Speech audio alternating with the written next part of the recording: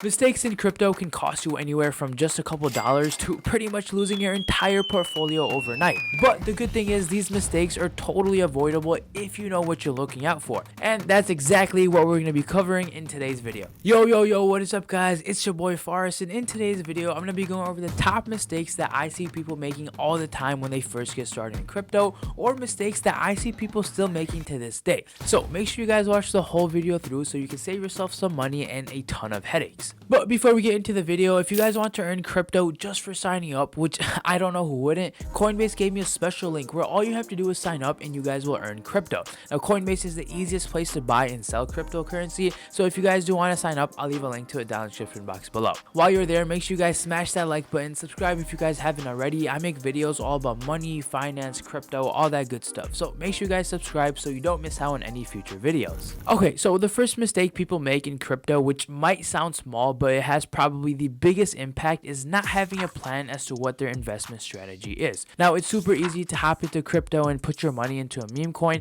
and just hope for it to 100x. Now unfortunately we both know that's not exactly how it works. Just like how I say having a budget is super important because it allows you to see exactly where your money is going and it can take your financial life to the next level. Now the same thing goes with investing. Specifically in crypto, you need to have an investment plan or a strategy. Now what I suggest is writing down what you're trying to accomplish. So are you trying to build a long-term portfolio? Are you trying to invest in large cap coins, small cap coins? Are you trying to build up passive income sources? There's a whole bunch of different plans you can have. When you write down what your plan is, it pushes you to do research on the coins that you're buying and understanding them better. And it also prevents you from panic selling when things end up going the wrong way. Now this roadmap that you just created will also help you be less emotional when the markets get bloody. And believe me, they do. The worst thing you could do to yourself is being the guy who's selling their whole portfolio when everything is tanking. You don't want to do that. And this nicely brings me into the second mistake I see people doing, which is buying high and selling low. And I know you know this is the exact opposite of what you want to do, but everyone's done it at some point in their investment career because humans are emotional. Now the common thing we always end up seeing here is when the price of the coin goes up, these newcomers experience FOMO, fear of missing out, and then they buy in when the price of the coin is going up. And then the next day or the next week rolls around, the hype dies down a little bit and the price ends up going a little lower, so now they're negative on their position and they think the coin sucks, and then they end up selling it for a loss. If you've done this before, don't feel bad because this is super common. Heck, I've even done it too, and I know for a fact a lot of people in the space have done this as well. So one way you can avoid getting emotional is by falling back on your investment strategy that we just talked about. This will remind you about all the research that you've done into this coin, its longevity, and it'll help relax your mind a bit. Now you can also do something called dollar cost averaging, and this may sound like a fancy term, but it's actually really simple. It means instead of just investing $1,000 at one time, you're going to spread that money out over the next couple of days, weeks, or even months. So let's say for example you wanted to invest $1,000 into Solana. Well, that's great. Instead of investing it all at once, you'd invest $250 a week for the next month,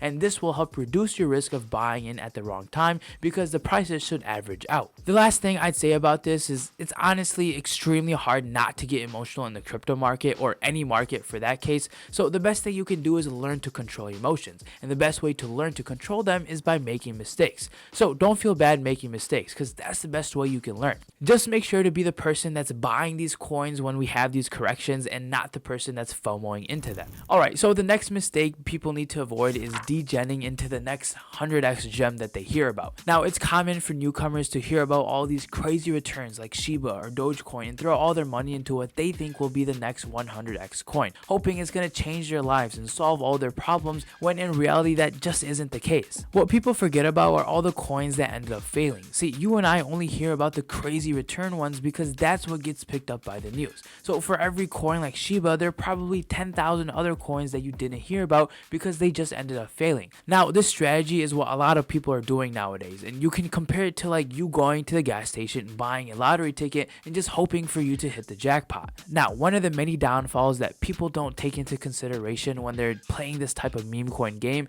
is the taxes. See, if you live in the US, we have what is called short-term and long-term capital gains taxes, which is saying that if you hold an investment for over a year and you sell it, you'll actually be paying a significantly amount less in taxes than if you were to sell within 1 year. So if you're buying and selling these speculative coins, you're actually going to pay a significantly higher tax rate on any money you make compared to if you were just investing it and holding it in a long-term portfolio. And not only will you get hit harder when tax season rolls around, but but you'll also be paying a lot in commission fees that are going to eat up your profits.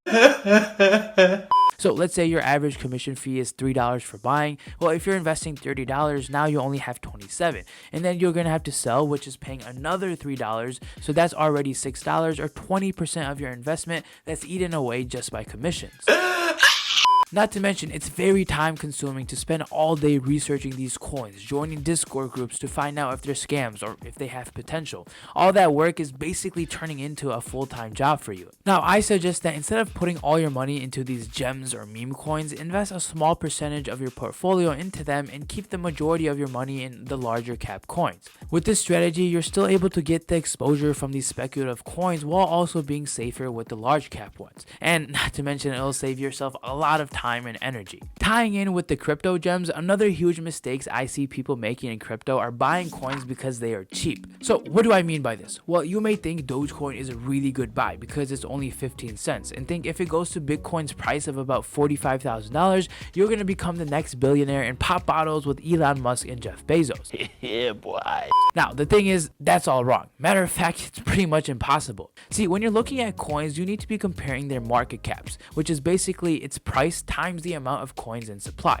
Because the reason why, let's say, Dogecoin is so much cheaper than Bitcoin is because there's just a ton of more coins in existence for Dogecoin. So when looking at the calculations of coins using the market cap equation, if a coin has billions of coins in circulation, it's going to be a lot cheaper because there's just so much supply of it. And when you start to compare coins by market caps, you can really begin to strategize or plan if it's even possible for something like Dogecoin to surpass Bitcoin in its price. And let me give you an example. Let's say you think Dogecoin's price is cheap and it's going to reach Bitcoin's price of about $45,000. If that were to happen, Dogecoin's market cap would have to go up like 4,000%, which is insanely unlikely. Basically, what you need to know is that the price of a coin doesn't equal its value. When you're looking at or comparing different coins, you should be looking at their market caps, not their price. Another huge mistake people make in crypto is by using leverage. Now, leverage is when you're borrowing money to either invest or short crypto.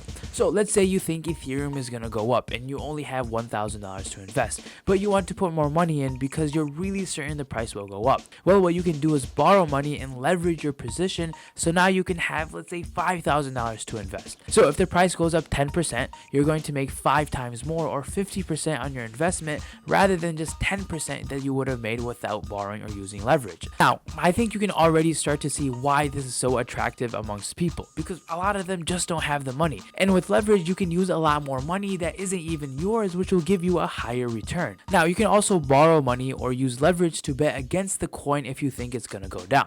Now, this is called shorting, and how it works is you'll borrow crypto, sell it, and wait for the price to go down and then buy it back at a lower price and make your profit. Now, that was probably a little confusing, so I'm not going to go too in depth, but pretty much all you need to know about shorting is if the price of a coin goes down, you make money. When it comes to leverage or borrowing within crypto, everything seems good until you guess in the wrong direction and all the money in your account gets liquidated, meaning you lose all your money. So for example, if you had $5,000 invested in a coin and it drops 30% and your account gets liquidated, well, since the coin went down 30%, you now only have $3,500. But don't forget, you still owe the exchange that you used their $5,000 plus interest for borrowing the money. So that means you would have to come up with an extra $1,500 to pay off your debt. In that case, it would have made more sense just to use your own $1,000 that you have and only lose $300 of it. Another mistake that is arguably the most important is not using two-factor authentication on all your accounts. The crypto world is full of hackers and you need to protect your funds.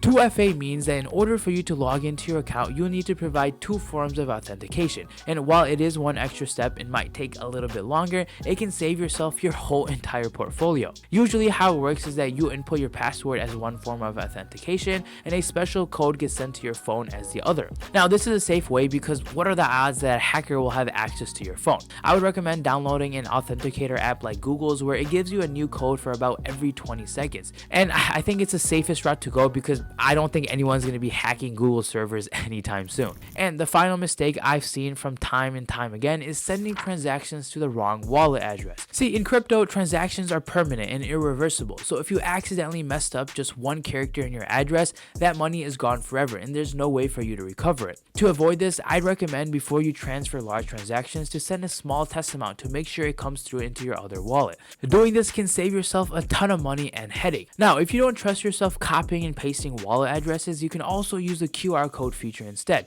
as it takes out the human error in messing up the wallet address. But these were just some of the mistakes you should try and avoid when it comes to crypto. Some other ones you should try to avoid is not being fully diversified. Make sure you have a wide range of crypto under your belt, because you don't want to be stuck with just holding one, because in case something happens, you're going to be screwed. Also, if I'm missing any other mistakes that you guys think would help other people, let me know down in the comment section below. If you guys want to buy crypto, I suggest checking out crypto.com. They have all the top cryptos that you guys would ever like to buy. So if you guys are interested, I'll leave a link to them down in the description box below. But I really do hope you guys have a great rest of your day, and I'll see you guys in next week's video. Peace.